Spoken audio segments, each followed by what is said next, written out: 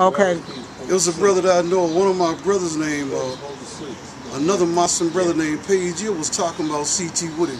The man ain't no good, man. He not. Now, I think that man was the worst thing there. That was the worst decision, politically speaking, when the people chose him and elected him to office. That was a bad choice. But he got to come out of that now. Yeah. He got to come out. He's caused lawsuits to be filed against the city, against the jail, against him personally. People have been beaten and damn near killed. That's right. And that's a terrible thing. All this corruption going on. All that corruption right in your face. Yep. And the nigga have gotten away with every bit of it. Every bit.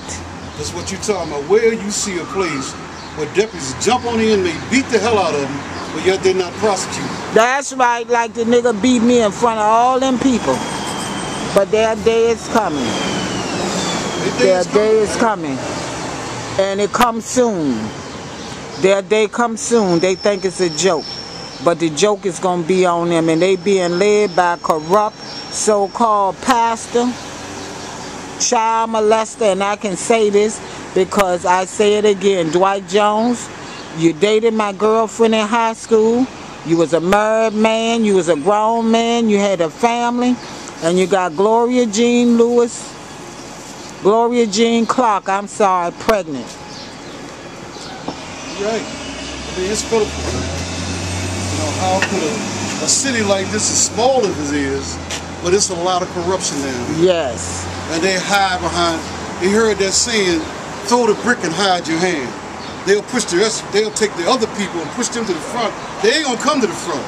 They'll take somebody else and give him the brick and let him throw the brick. And they'll hide their hand. Wow. Well, this is Teddy Parham, community activist, with some more opinions, and we only state facts, not assumptions. Over and out. Thank you. It's terrible down here, man. And what gets me with the people is that they got to start challenging the system in it. They're afraid. Stop letting these people. They are totally afraid. They are totally afraid. And I'm going to say this is the first time I've said this. Now, I was at home, got my grass cut last Thursday evening, and Friday morning I got up, and about 7:45 I went outside to weed eat in my yard. And you can hold this on me. I came out the house about 7:30, 7:45 last Friday morning, and I was weed eating because I knew I had to come downtown. Move your finger down a little bit. And I knew I had to come downtown. My neighbor, the assistant of the child molester, James Johnson, had the nerve to call the police on me.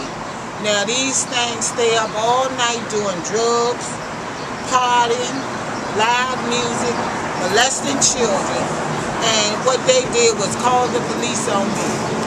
Every time the police come to my house, they come to my house like the SWAT team.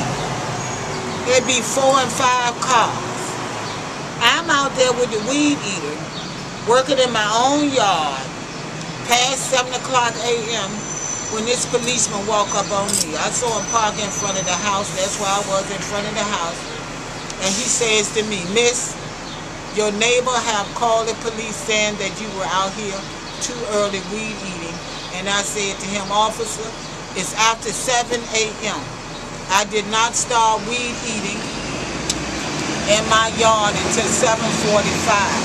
I did not break any laws." He said to me, "Miss, you're right.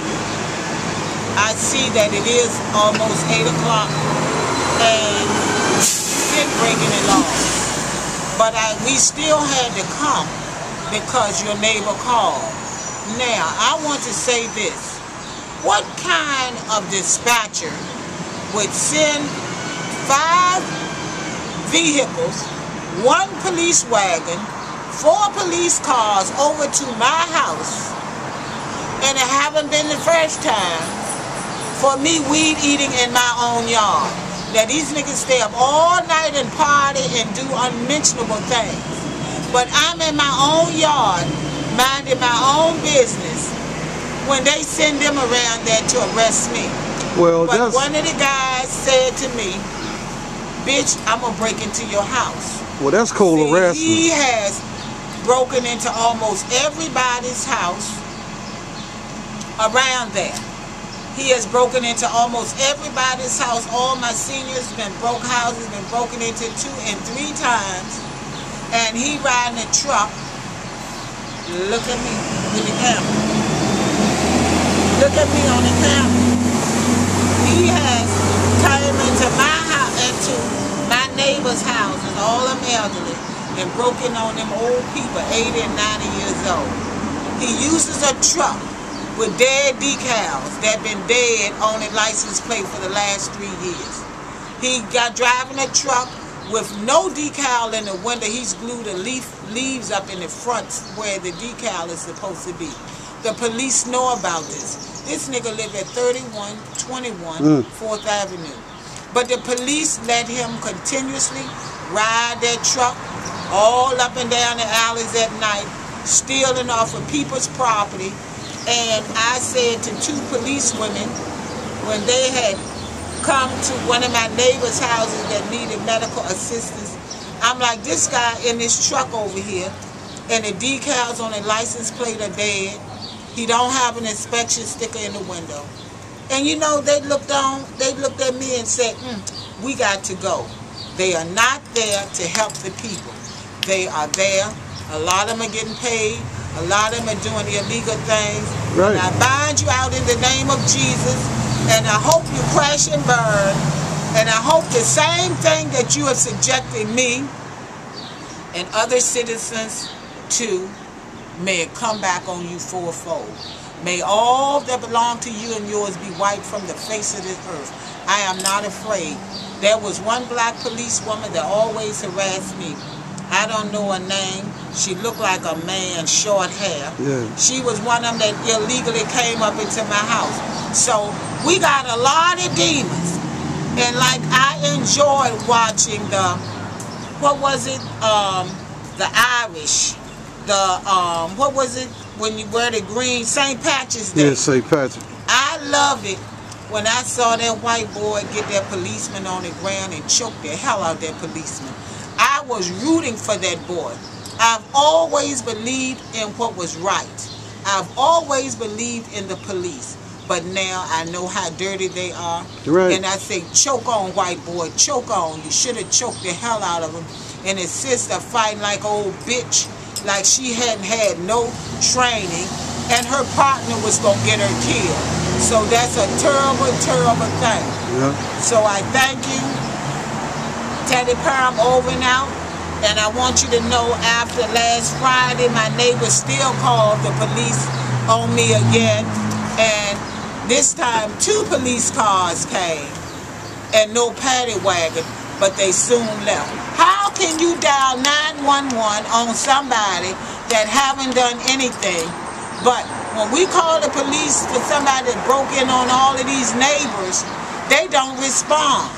But soon as these criminals come, Brenda Champ Bagby, her old man is a child molester, she's his sister. How in the hell 2 grown women going to be in the house and he done molested his 8-year-old daughter? She goes to school. Baby's bottom is toe up from the floor up, and she and her cousin and her 14-year-old daughter and her son, the house be full. How he get to custody of his children? He said that the mother was in jail. So how did he, a full-blown addict, a full-blown alcoholic, how did he get custody of his 2 minor children, 7 and 8? How did Brenda Champ Bagby, how is it that her children weren't taken from the home? Her daughter is hot as fire, and you can't tell me that James Johnson didn't lay down with her. She's laid down with half the men in Highland Park. We all know this. She's been running, brought from the Rubicon Drug Center over there having sex with guys, and the police still haven't done anything. Maurice Foster, Her son have shot up the neighborhood 5 times in broad daylight. Nobody ever arrested him. The last time the neighborhood was shot up, there were 100 bullets on the ground. How do these people, how do George, how do Monica Hawks, what is her last name? Monica Hawks, her mother was the school teacher that somebody was going to kill over at Summer Hill School.